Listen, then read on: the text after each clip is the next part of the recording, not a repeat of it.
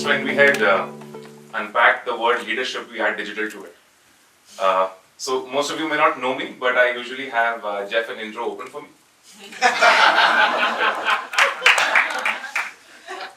So I know I'm standing between you and a break, so I will keep this very quick. But as most of you pointed out, the concept of employee experience.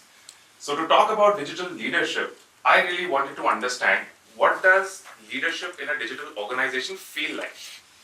Right? So that's the first thing that I'd like to share with you. And then what does a digital leader look like? And finally, how ready are our leaders? Right? So these are the three things that we'll talk about today. I promise I will not mention to you how many cars Uber owns, because we already know that. And also I'm a little overdressed for the occasion. I left my jumpsuit at home. It's Friday dressing after all. Okay.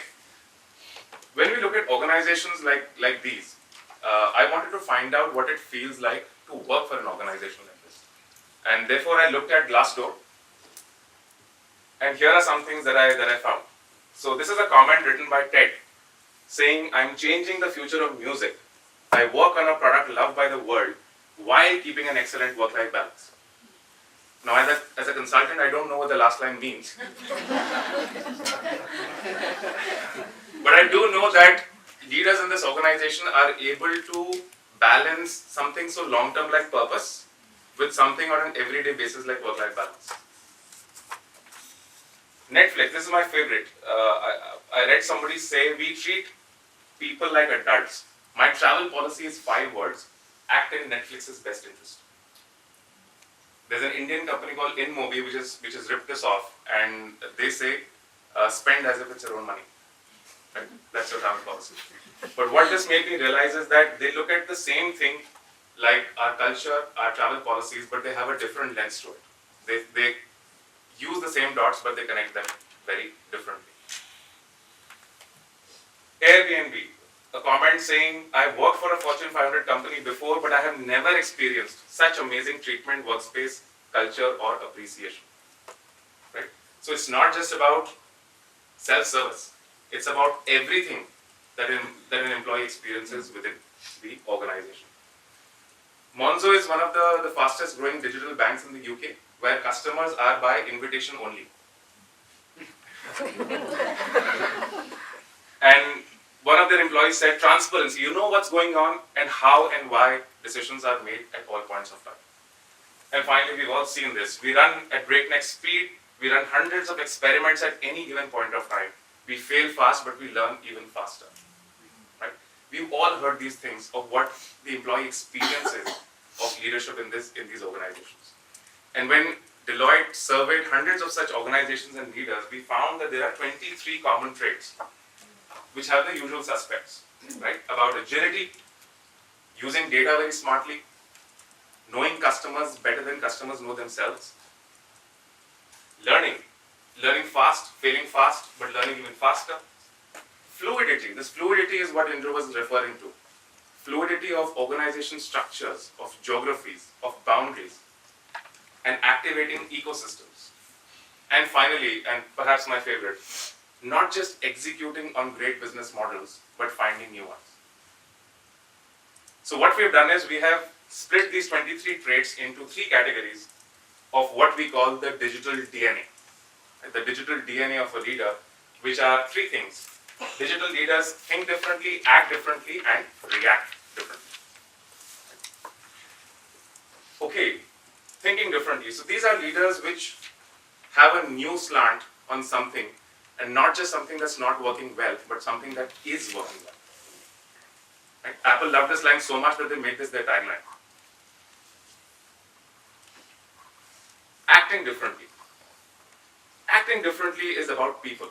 It's about connecting with anyone, not just people that we like, or not just our partners or people we collaborate with, but with anybody and everybody. The heart of this is trust. And the heart of, and this is why sharing economy platforms are a reality today. Our ability to connect with just about everyone and create value. And finally, reacting differently. This is the emotional journey, the emotional roller coaster of changing the world. So these are leaders who take bold risks but have emotional stability. So our question was, what do digital leaders in regular organizations look like? And we found that there are three categories. Firstly, those who don't get it. These are people who think that digital is a fad that is going to pass. And it's a happy world that they're living. Right? The second one is those who fear digital. Right? These are leaders who do get it at some level, but they are afraid to ask the dumb question. Right? They're afraid to look like they're not on top of the ball on something. And finally, those who do get it and want to do something about it. So do you have leaders in your organizations who look like the first two? In fact, our research told us that only 1 in 5 people at best in an organization is ready for digital. Right? The tragedy of this slide is that I feel perhaps some of our best leaders look like the first two. Right? They are probably the most successful. They are reluctant learners, but perhaps we need to help them get them off the hump. Right? So the challenge for us in this room as digital evangelists is how do we convert those who don't get it into digital transformers, into people who transform themselves and the people that they manage. Those who fear digital, how do we help them take the first step and become digital pioneers? And finally, for those who get it, how do we make them our digital investors, people who unlock our future? So here are 3 words that I'll leave you with. For those who don't get it, show them what good looks like. Immerse them in Silicon Valley, in India, or in Block 71 right here. Right? For those who fear digital, they are not alone. Connect them with other people who fear it. Create a platform for such people to come together in an agile team and tackle some of your wicked problems.